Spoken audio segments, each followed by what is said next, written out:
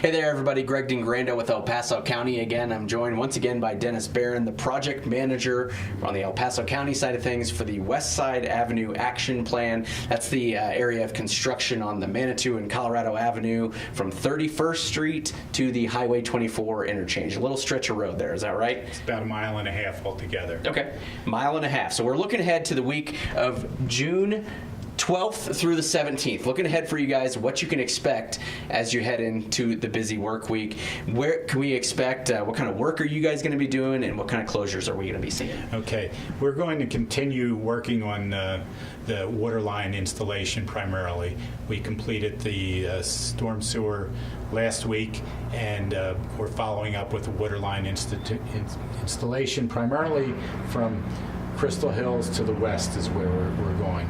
And we're working on the south side of the road, and we have traffic diverted via flaggers to one lane, transition past the construction area where the flaggers will hold traffic in one direction, let the other traffic go, and then hold the other direction and let them go. So pretty much what we've been doing the last few weeks. Where on the map, where are the flaggers going to be set up at? Well, the flaggers generally will be at the start of construction, probably at the west end here. They'll be holding traffic as we're working area. The construction area will be moving, so it depends where the start of the construction is.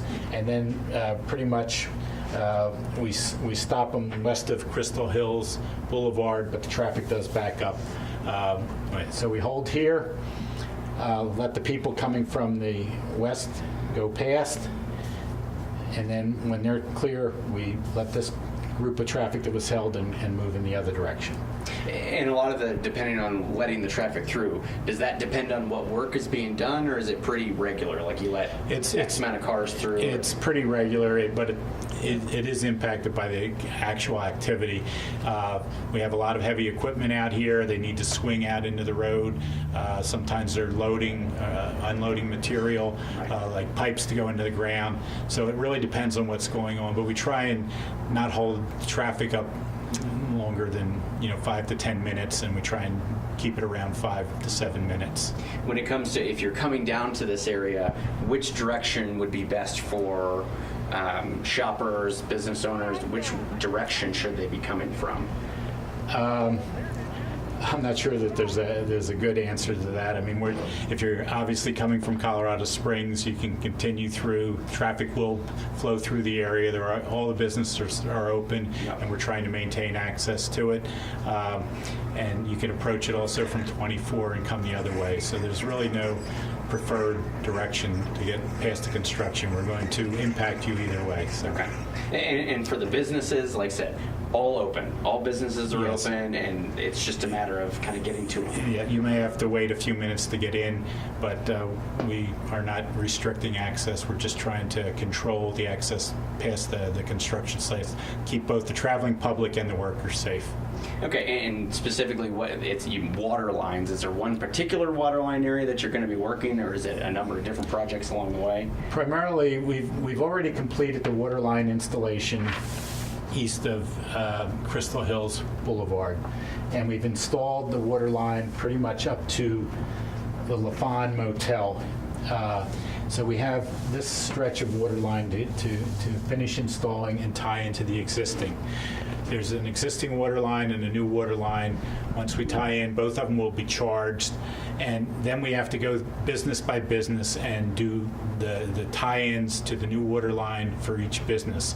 And we excavate, put the connection pipes in, tie into their water meter, their valves, and then we notify them that we're going to have to shut the water off, and then we take the old connection from the old water, tie it to the new water line, and they will be out of service for hopefully a short time, hopefully less than an hour, but sometimes we run into complications which require a longer outage, and we'll do our best to keep them in water. Some of the water line connections we will actually try and do late at night, maybe in the middle of the night, so we sort of have to work our way through and see which ones it makes sense to do that way.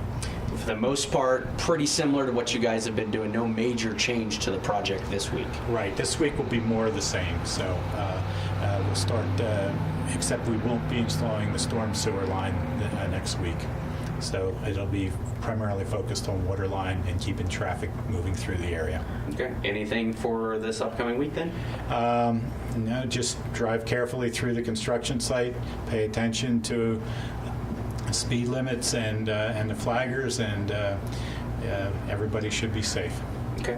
Thank you, Dennis. And again, you guys, if you have questions out there, please let me know. You can email me at gregdingrando@elpasoco.com. I can gather those questions, and then when we meet with Dennis again next week, we'll have those questions for him. Again, the goal of all this is to keep you guys informed of what construction work is going on, what closures are coming ahead, so you guys can really plan and really stay out of their hair, because that's the best for you guys.